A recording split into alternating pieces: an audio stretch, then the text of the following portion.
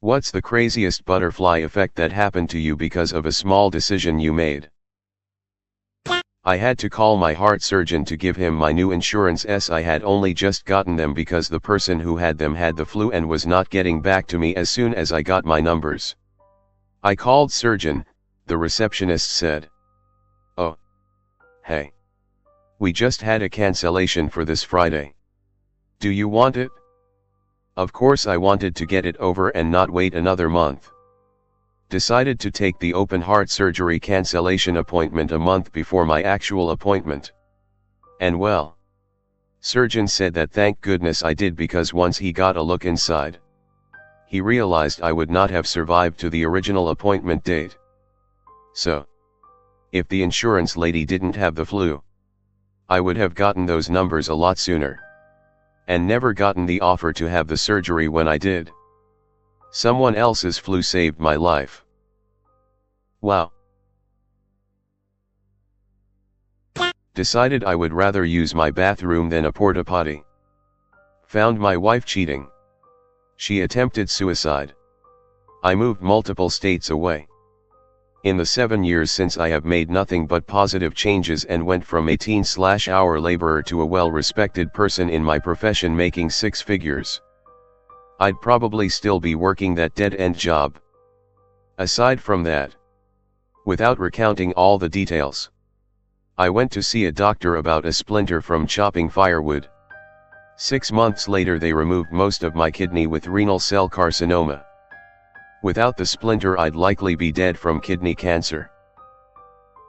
I decided to invite my chem lab partner to lunch on the first day of college. Just to be friendly and try to make more than one friend at school.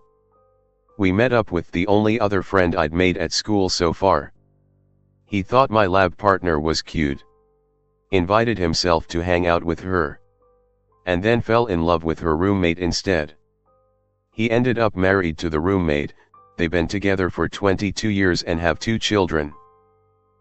Well, now I'm mad.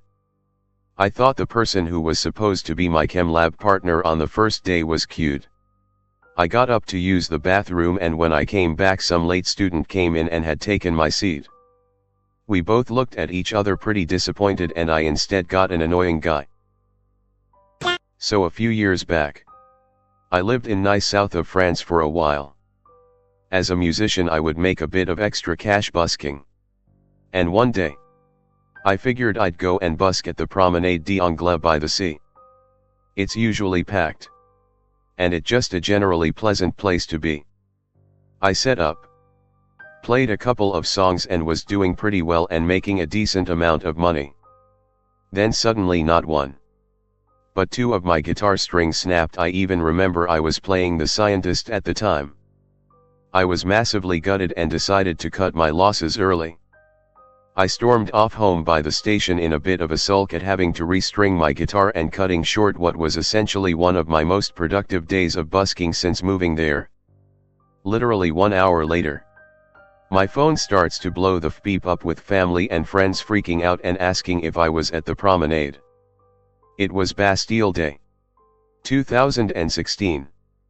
The truck drove into the same crowd I was playing to, killing 86 people, including my at the time GF's uncle. I had 2 other friends who were amongst the 458 injured. I moved home the next month because it was too much, and haven't been back since. It's hard to explain. Sometimes I think I was super lucky. Sometimes I just kind of cry and wonder why I was lucky and others weren't. It's surreal. And despite what people think, it's a truly horrible feeling. Undefined. Survivor's guilt is a thing. Please get some therapy. You shouldn't have to carry that guilt on your shoulders. I'm glad you're okay.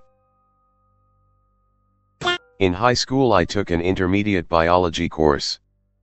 I had never done biology before but was good at science generally, so I thought the intermediate course would be a good fit. My science teacher of a couple years previous happened to walk into my class to talk to the biology teacher, and she spotted me in the class. She asked me what grades I had got the previous year. I told her and she nodded and left. A minute later she came back in and asked me to gather my belongings and leave the class. I was pretty sure I was in trouble for something I couldn't recall. She led me to another classroom and sat me down on an empty chair. Then she just started teaching. Turns out that she was running the advanced class that year and just decided to steal me as a student. I went on to take biology at undergrad level. And then a master's. I ended up doing a PhD in immunology and now work as an advisor for pharma companies. It gets better though. I decided I wanted to do my master's in London. And met a girl on the way. We are now 10 years in and own a house together. All that because that teacher happened to look in my direction. LMAO, that teacher straight up stealing students. Watched Who Wants to Be a Millionaire and got so annoyed at the candidates not knowing a simple question about Katy Perry that I applied. Got in. Got to play. Won a lot of money. Booked a holiday to a dream destination with that money. Met my husband there. We now have a 1-year-old son. This one made me laugh. Congrats. I had to renew the sticker on my license plate a couple of years ago and really didn't feel like sitting in the waiting room by myself forever, so I told my mom I'd take her out to dinner after if she came with me. The guy working at the counter turned out to be my mom's long-lost biological brother. If she hadn't come with me I would have never known undefined.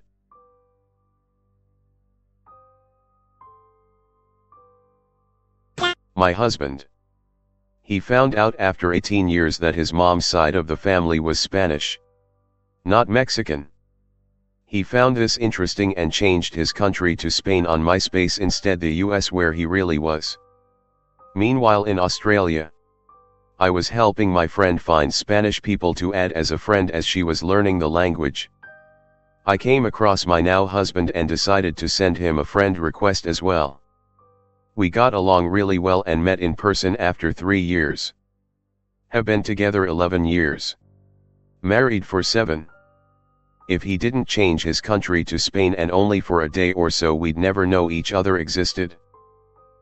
This one is the best I've read so far. When I was in 8th grade 13 years old I had a really long bus ride home so would pass the time by reading. One day I faced the very serious situation of nothing to read and a minute to grab something in the library.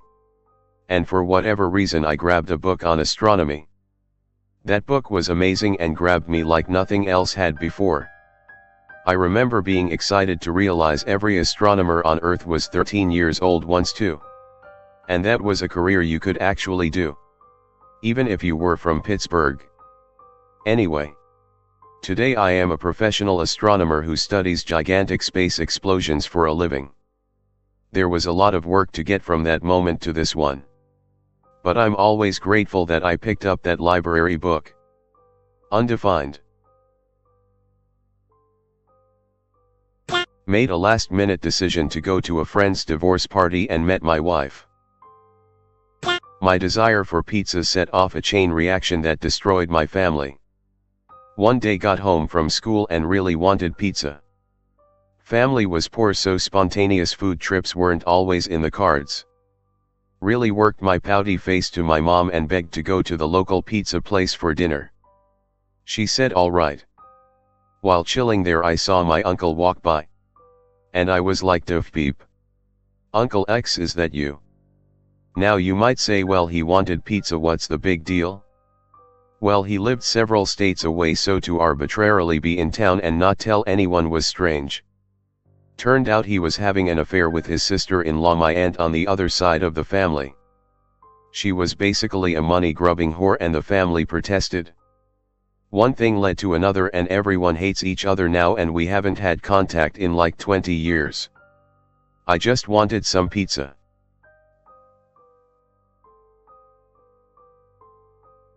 My existence.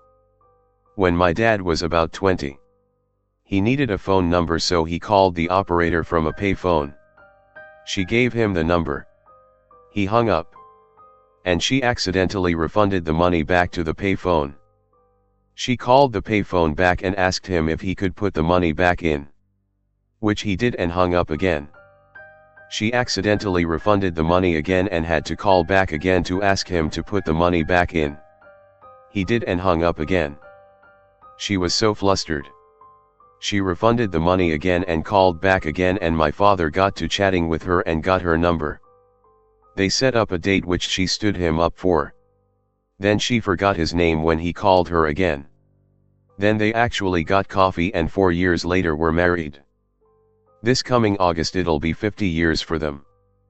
If my dad didn't need that phone number, I wouldn't be here. Undefined.